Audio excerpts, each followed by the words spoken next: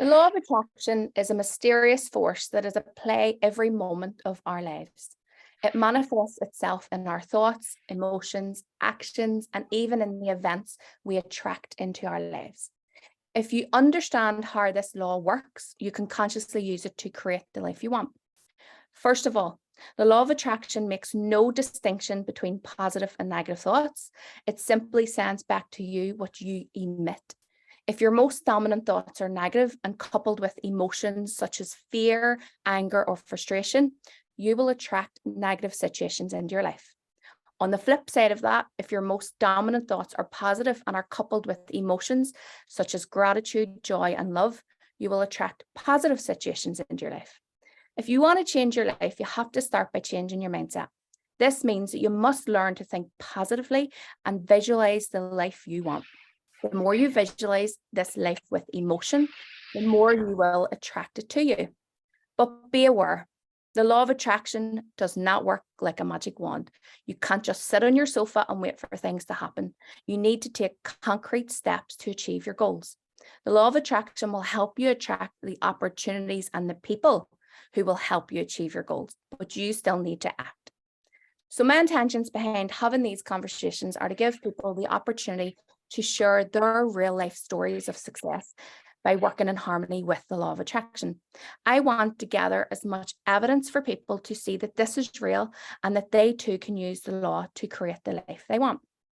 So my guest today is the big man himself, Ciaran May, founder of Natural Resilience and co-founder of Happy Fest. Ciaran is a public speaker, mentor, coach, and leader, and he specializes in mindset and human performance. He is a husband to Stacey and a father to Jack and Ella. So today, Ciaran is going to share with us an example of how he used the law of attraction for success. Hi, Ciaran. How's it going? Hi, Carrie. I'm well. Thank you for a lovely introduction. Yes, and thank you so much for agreeing to this. And everybody knows who you are, but I just think everybody deserves that introduction. And, you know, if people don't know you personally, I think it's nice to introduce you also as a husband and a father, because I would say they're your most, you know, important roles in your life. Yeah, it's very important to me. Me and Stacey have been together since we were kids, really, about 18. And then we got married quite young, in around 25, 26, and Jack and Ella came along, and it's certainly high in my values and priorities. In actual fact, we're going to Donegal tomorrow, the four of us. I can't wait. Yes, I'm sure. I know you definitely deserve a break after all your hard work at Happy Fest. Okay, Ciaran, so obviously in the introduction, I was talking about the law of attraction, and you have used the law of attraction many times, but I've asked you to pick one example of what you want to share with us, because again, we want to show people that this actually works, okay? So the way we're going to do that, it will be in three parts. So we're going to look at where you were then, we will look at where you are now, and then we will look at how you done that, the practical application of how you changed your thoughts, your emotions, and your actions, because they're the three key ingredients to manifesting anything. Okay, so Ciaran, what is the thing that you attracted? What's the example you want to share with all of us that you attracted into your life? So I used a recent example, Carrie, which is becoming a public speaker. That is something that's happened in the last 9 to 12 months. And it is solely based on the law of attraction. I actually met a friend of mine about 6 months ago who's a very well-known coach, a very well-known mentor and life coach. And we went for a coffee, and they said to me, "Can you share your contacts with me? I want to get into public speaking because you're doing a lot of these now." And I said to them, "I don't have any contacts. I haven't asked for one of these talks. They've all just flowed to me and came to me." And that person actually got quite annoyed. They were like, "No, it couldn't be the case." But it is 100% true that the law of attraction is the only ingredient for my recent step into public speaking.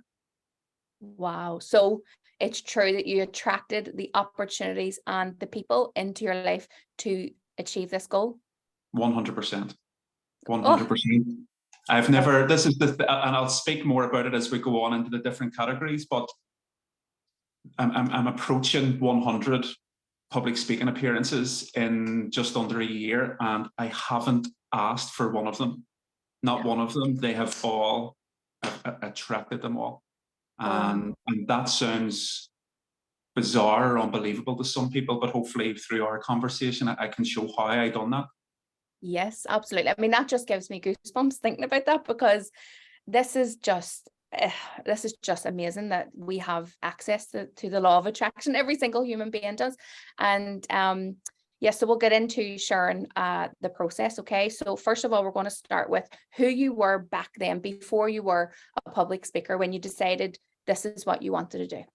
Okay, so before the public speaking, as I say, it's fairly new. Before then, I mean, I was Ciaran, I was doing the natural resilience workshops. I was doing a lot of outdoor-based work. And because of if you were asked me who was I then, I would say I was a spectator of the law of attraction.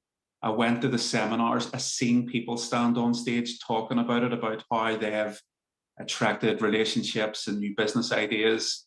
And I was probably like a fanboy of it. You know, I believed them, but I couldn't consciously put my finger on my own, like, massive success through the law of attraction. So I was studying them. I was in amazement of them. I was a spectator. You know, I was watching these people, but I also had an underlying belief that I belonged on the seat watching and not on the stage speaking. So then you decided that that's what you wanted to do. You wanted to be on that stage speaking like those other speakers. Yeah, I think what was happening internally, Carrie, was when I get into this work that we both love, you know, the big heavy hitters, the Bob Proctors, the Tony Robbins, all these people. Generally, they were American and very expressive, you know, very energetical, clapping their hands. I'm quite a chill guy, as you know, like, you know, and for me, if I was to try and be like them, I wouldn't be my true, authentic self.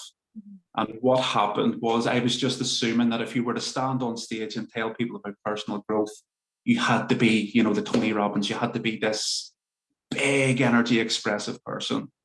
And last July, I went to see a guy called Pat Divilly from Galway, and he was speaking in Belfast, and he was speaking about the same material that you and I love, but he was being himself. You know, he stood on stage in jeans and a t-shirt. He was his real authentic self. He kept his Galway accent. He was nice and chilled. And I remember watching him thinking, that's it. Like, he's being himself. This can be done. You know, you can teach the same information, but be yourself. And I was staying in a hotel that night called the Regency, and I remember going back and writing it down on their headed paper beside the bed. In 12 months' time, I want to stand on stage and be a public speaker like Pat. And the next morning, I got up and I crumpled up the piece of paper and I threw it in the bin, because, again, you know, the old belief systems coming in. I remember telling myself, I don't have his social media following. I don't have his vocabulary. Who wants to go and see this big guy with a beard and covered in tattoos? I don't know where to start. I don't know who would come to, you know, no one's going to pay to come and see me. And then I remember, like, walking away almost annoyed at myself. I was like, here we go again, Ciaran, self-sabotage, self-doubt. And I realized, thank God I realized, that the only person in the world that was telling me that I'm not good enough and I couldn't do it and I couldn't stand on stage was me. And I realized that there lies the issue. So I took the piece of paper out of the bin, uncrumpled it, and I went home the next day and rewrote my self-image script. I completely rewrote it, and I wrote it in the present tense as you teach your clients, and that you've spoke with me. And it was like, I am a public speaker. I stand on stage and I inspire people whilst being my authentic self. And I wrote that out with so much emotion in it. And I got up the next morning at 6 a.m. and I stood in the kitchen in front of the mirror and I started reading it. But I realized I was reading it quite submissively, you know, a wee bit embarrassed. My heart wasn't in it. And I remember then I was thinking, hold on a second. If I can't believe myself looking in the mirror, this is the problem. I am telling myself I'm a public speaker in the mirror and I don't believe me. I need to believe me that I am a public speaker so that other people need to believe me. And so from that moment on, like every morning with gusto, I stood in that mirror like an idiot And I repeated that self-image script every day. And I said it with as much passion and as much belief as I could. And I had this idea that within 12, so we're at the 12-month period now. My goal was to stand on stage for the first time within 12 months. And within those 90 days, I just randomly out of the blue, I got an email to speak at the Mac Theatre in Belfast for a business event. And I remember being so nervous at the request, so nervous, but there was also a part of me thinking, you asked for this. Like, you attracted this is the self-image script, this is the work. And so I said yes. I just said yes without even thinking about it. And then I remember panicking. And for anyone that's listening, I have absolutely no background in public speaking. I actually had to sit when I got offered that first job at the Mac Theatre. I had to sit at 2 o'clock in the morning and teach myself how to make slides. I had my phone open on Canva and I had my laptop on YouTube, and it was like, I felt like such a dummy, sitting at 36 years of age. I've only got a laptop a couple of years ago, and I remember sitting making slides, so everything was new to me. And it was, I think with that constantly telling myself that I am a public speaker, I started to believe it.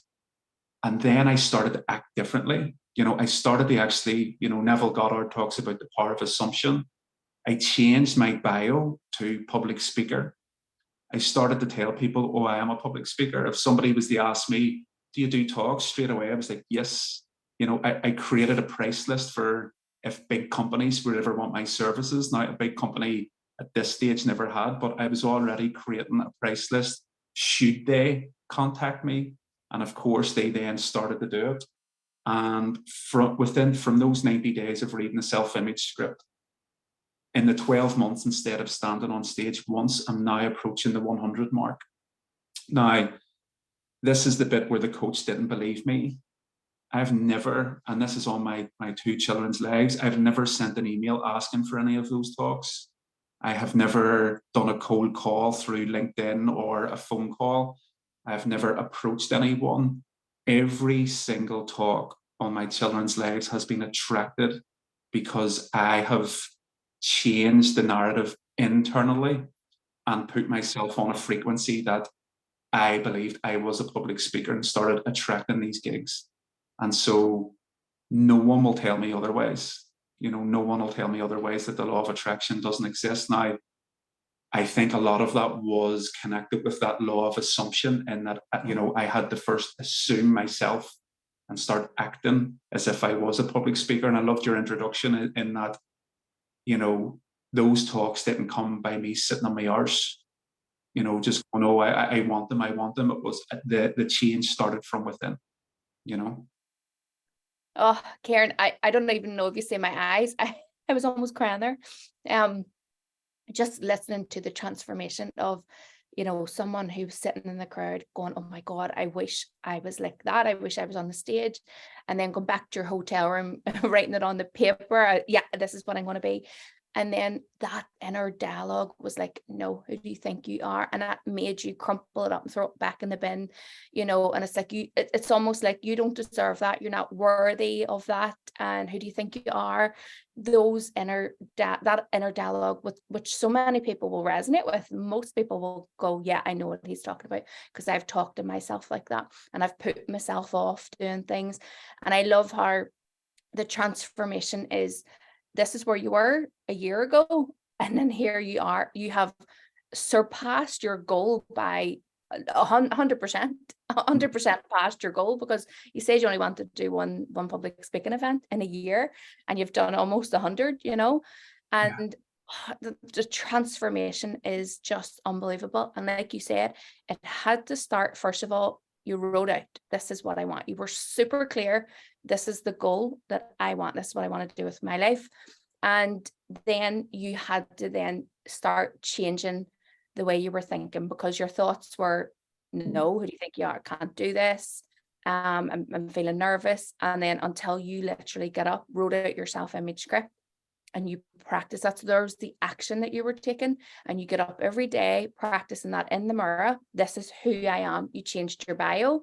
you were, even the way you were talking changed when you were in different circles to say, I am a public speaker.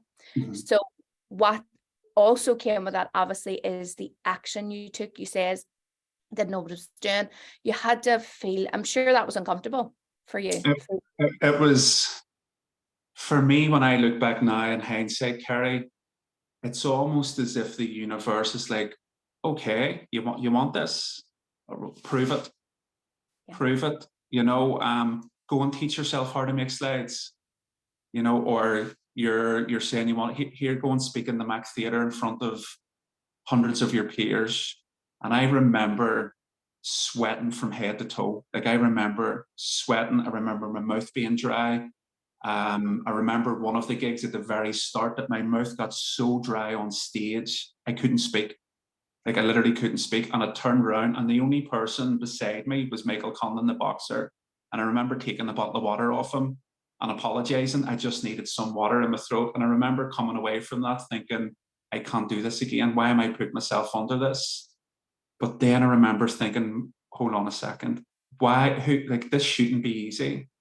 This is growth, but growth is also change, and change can be difficult. This is the metamorphosis. And it was, for me, it was like I needed to prove to God or the universe, yes, I do want this. And yes, I am willing to show courage in the face of this change and adversity.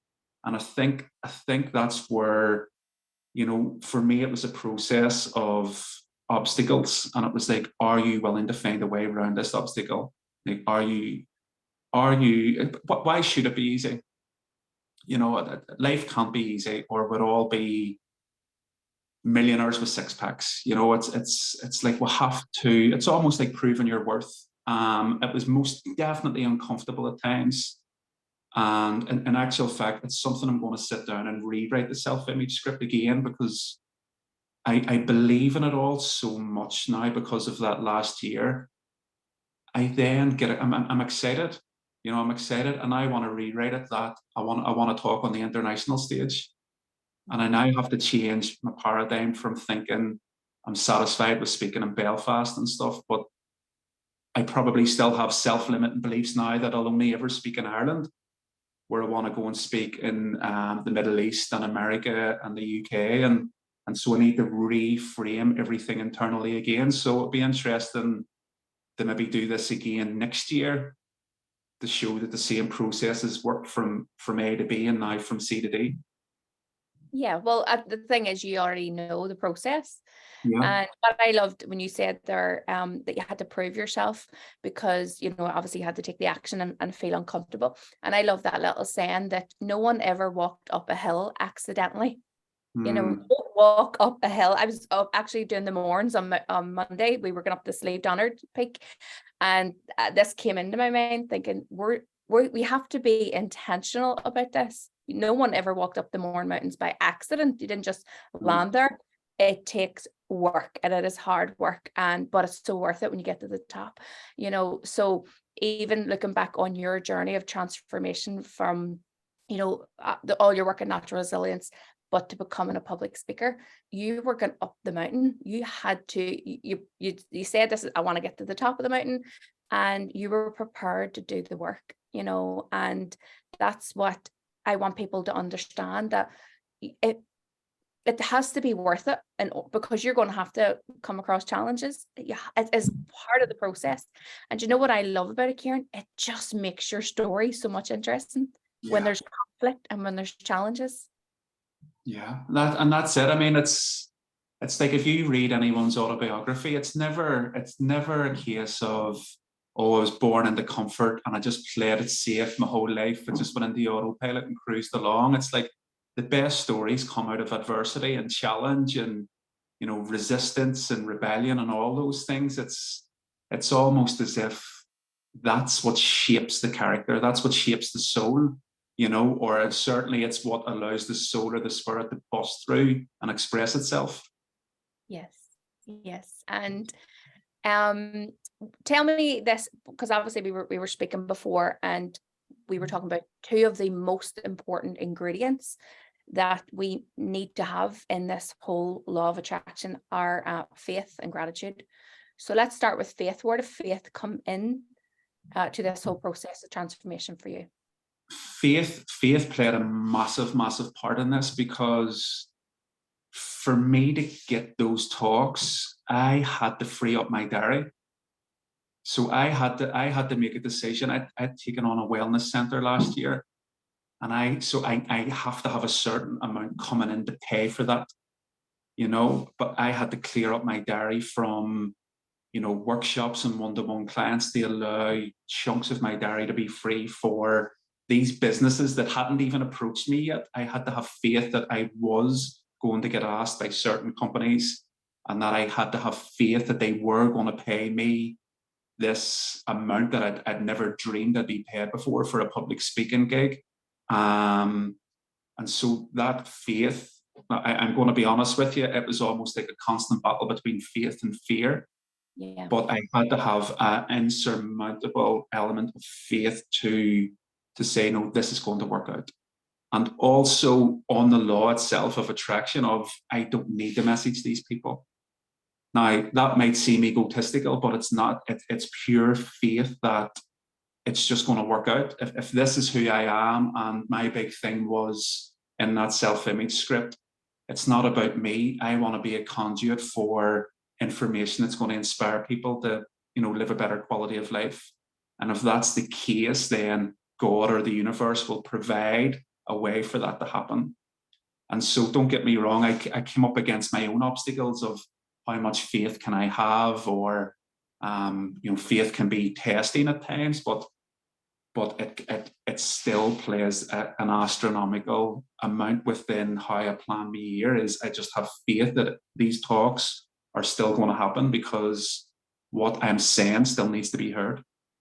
Yes, absolutely. And, it's connecting to that higher power, that a lot of people, I say God, some people say the universe, and knowing that you're in this relationship. And that's why I really encourage my clients to meditate every day, but, the Joe Dispenza type meditations, because it's to take time away from your day to connect to this higher intelligence that you are in a relationship with, whether you like it or not, whether you know it or not.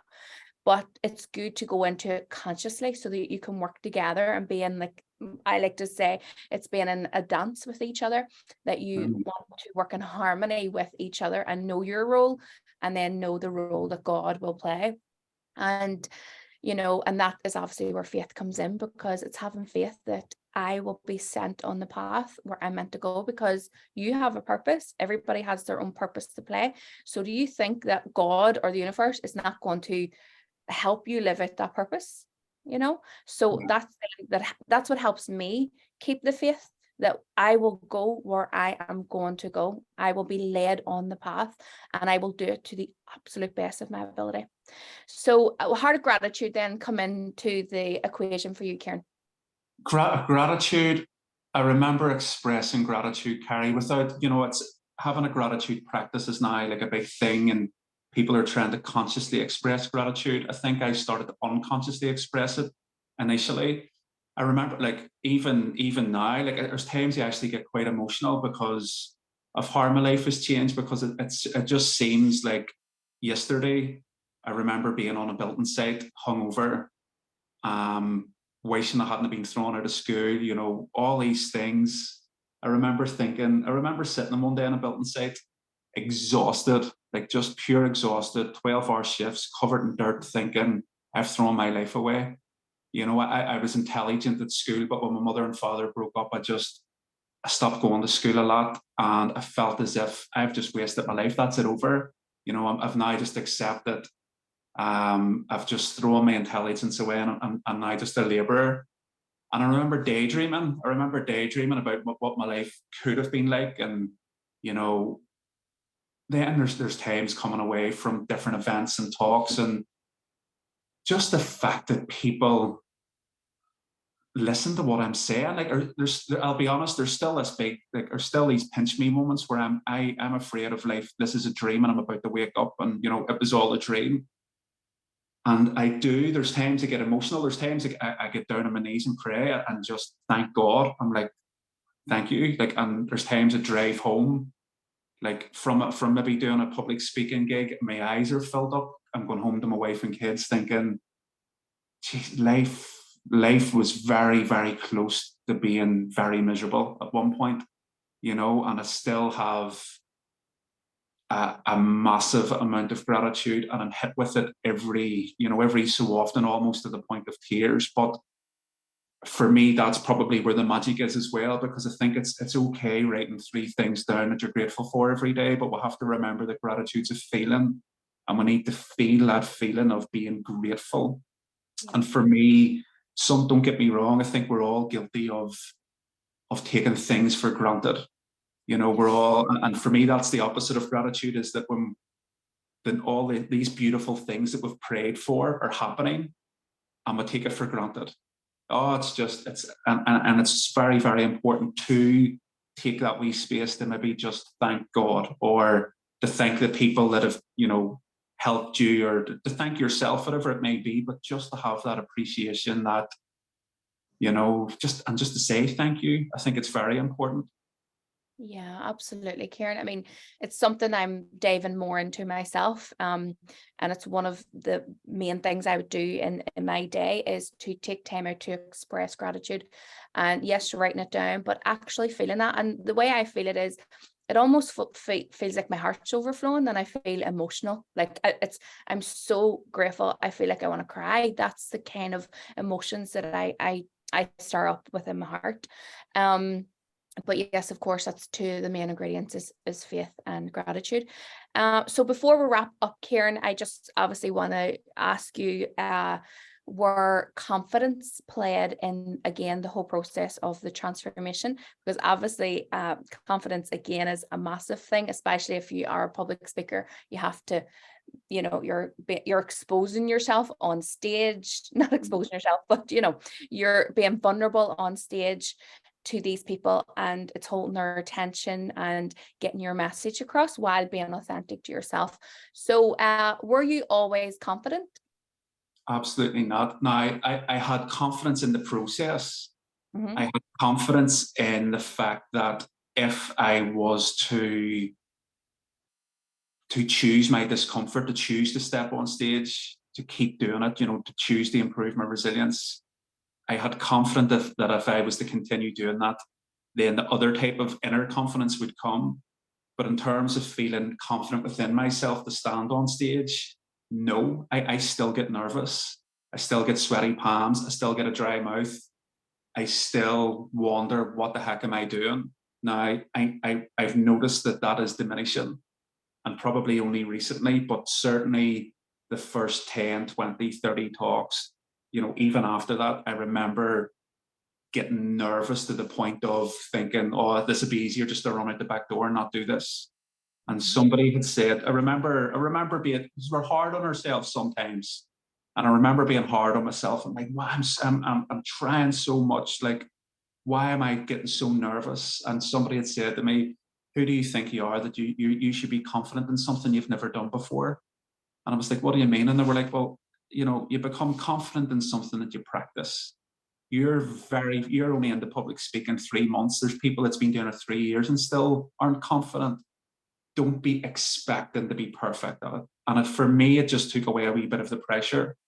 Yeah. And I realized that every time I stood on stage, instead of being hard on myself, I just asked myself the question at the end, what worked well this time and what could I improve on? And so as I started to kind of make mental note of things like, if I rehearse a wee bit more, I feel more at ease. If I have a glass of water beside me, should my mouth get dry, I get more at ease. You know, this could improve, my posture could improve. Maybe I was wearing a jacket and I got too warm, I'll just wear a t-shirt the next time. And so as I started making little mental notes, my confidence then definitely came with more competence, if that makes sense. Yeah, absolutely. You know, the process of becoming more confident, I would say, always starts from within. Would you agree with that? Yeah. Yeah. And even though we need to take action, because again, we know we live in a physical plane, we have to take action. And that obviously, you know, contributes to boosting your confidence. When you're taking the action, you're putting yourself on the stage.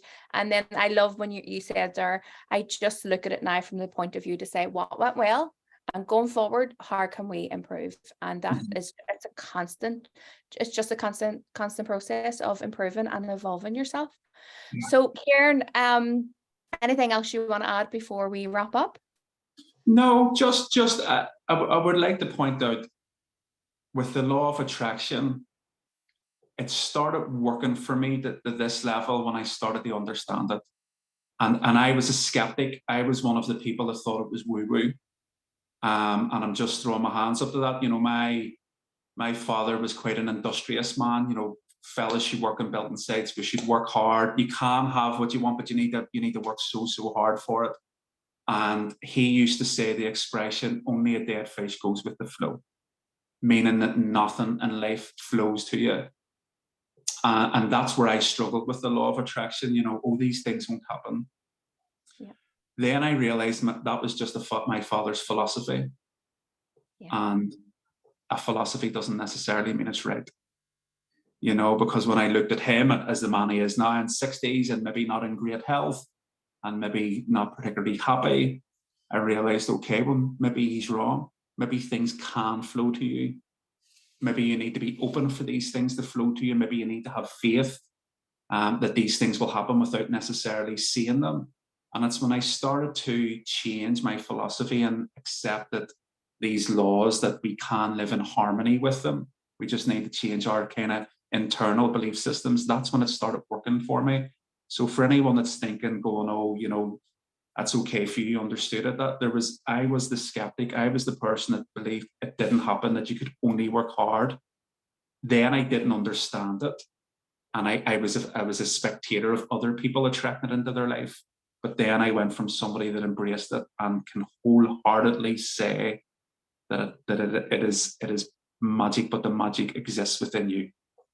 Absolutely. Oh, Ciaran, I love how you wrap that up there. Just even the magic is within every single person. Doesn't matter what color your skin is, your income bracket, your gender, doesn't matter. It's all within us. And the first process of, you know, using the law of attraction is to, first of all, study the laws of the universe, and then study yourself and your capabilities. They are the first steps. And then, of course, taking action and then working on those limited beliefs that we all hold.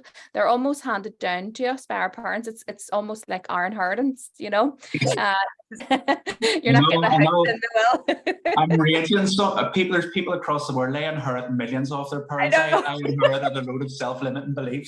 I know. I think a lot of us here is because where we come from, the part of the world, you know, obviously the background and our history, you know, there's a lot of limited beliefs that we've all inherited, but of course we have to pay attention to what those are and change those to help the law of attraction bring the things to us. So Ciaran, that is us finished, and I have absolutely loved this. It's such an honor to have you here, and I was so whelmed up with emotion just listening to your story of transformation. I just picture your face when you were sitting in that hotel until where you are now, and I am so proud of you. I'm so honored to even know you. And thank you so much for coming on here today. And I know this will definitely help other people and inspire other people to use the law of attraction in their lives. Thank you, Ciaran. Thank you very much, Terry. Thank you. All the best. Bye-bye. Bye.